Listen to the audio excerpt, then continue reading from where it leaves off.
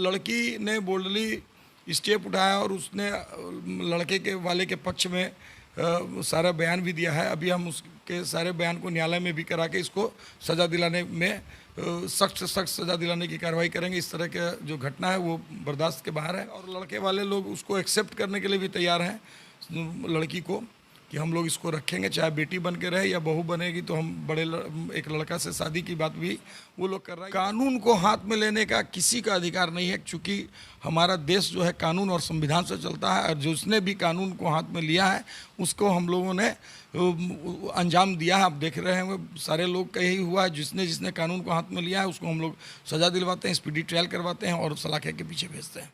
बिहार की एक ऐसी घटना जो पूरे बिहार में है अभी चर्चित, एक ऐसी प्रेम कहानी जो सभी लोग जानना चाहते हैं इसके बारे में। जी नमस्कार, मैं आदर्श राठौर और आप सच तक न्यूज़ देख रहे हैं।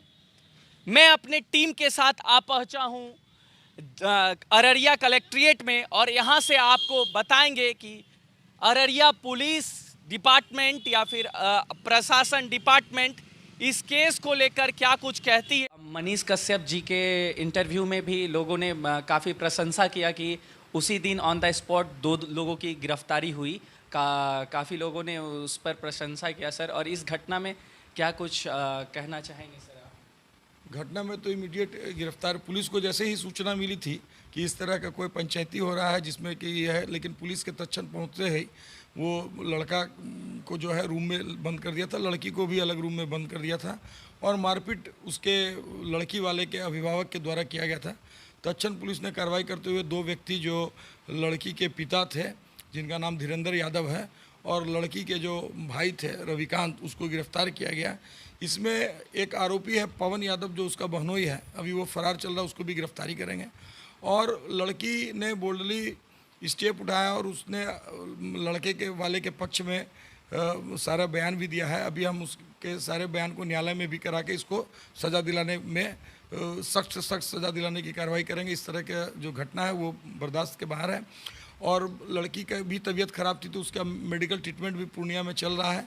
हम लोग फिर गए थे और लड़के वाले लोग उसको एक्सेप्ट करने के लिए भी तैयार हैं लड़की को, कि हम लोग इसको रखेंगे, चाहे बेटी बन के रहे या बहू बनेगी तो हम एक लड़का से शादी की बात भी वो लोग कर रहा है। ये तो सामाजिक स्तर पर है, हमारा कानूनी स्तर इससे नहीं है।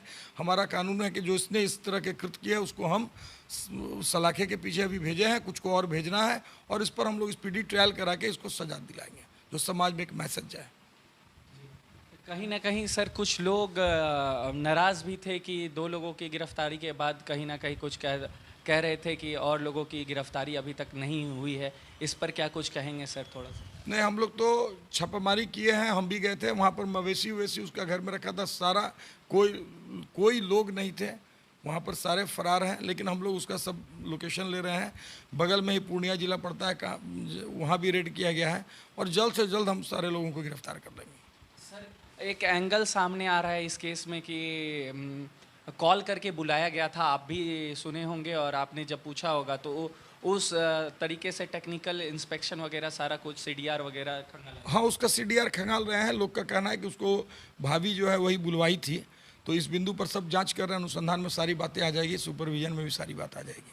सर आखिरी में एक सवाल यह रहेगा कि इस टाइप का घटना कहीं ना कहीं क्या है और किस एंगल से देखा जाए इस घटने को, और यूथ को लेकर, क्योंकि आप देखे होंगे काफ़ी ये घटना यूथ में चर्चित रहा और पूरे बिहार में ये घटना चर्चे में है, तो यूथ को क्या संदेश देना चाहेंगे इस पर आप? क्योंकि कुछ संदेश जाना चाहिए इस पर, क्या कुछ संदेश देना चाहिए? देखिए, कानूनी तौर पर जो लड़का और लड़की बालिग है तो वह स्वतंत्र है अपना प्रेम करना और शादी करने के लिए, उसमें कहीं पर किसी प्रकार का सामाजिक हस्तक्षेप नहीं है।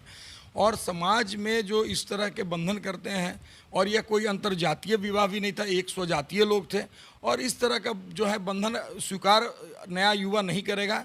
हम जितने लोग हैं, बड़े लोग हैं, गार्जियन अभिभावक हैं, उसको समझना चाहिए कि अभिव्यक्ति की स्वतंत्रता है। अगर वो बालिग हैं तो वो शादी करेंगे ही करेंगे, अपने मर्जी से करेंगे। और इस तरह का समाज में मैसेज तभी जाएगा जब ऐसे लोगों को चिन्हित करके हम दंड दिलाएंगे और सज़ा दिलवाएंगे और सलाखे के पीछे भेजेंगे, तब इस समाज में मैसेज जाएगा कि हम लोग जो है इस तरह के कृत्य जो है नहीं करें। कहीं ना कहीं सर संविधान को हाथ में नहीं लेना चाहिए इस पर? कानून को हाथ में लेने का किसी का अधिकार नहीं है, क्योंकि हमारा देश जो है कानून और संविधान से चलता है, और जिसने भी कानून को हाथ में लिया है उसको हम लोगों ने अंजाम दिया है। आप देख रहे हैं सारे लोग का यही हुआ है, जिसने जिसने कानून को हाथ में लिया है उसको हम लोग सज़ा दिलवाते हैं, स्पीडी ट्रायल करवाते हैं और सलाखे के पीछे भेजते हैं। सच तक न्यूज़ के तमाम टीम के तरफ से आपको धन्यवाद। और आप सुन रहे थे डीएसपी अररिया से ये तमाम चीज़। बने रहिए सच तक के साथ। जय हिंद।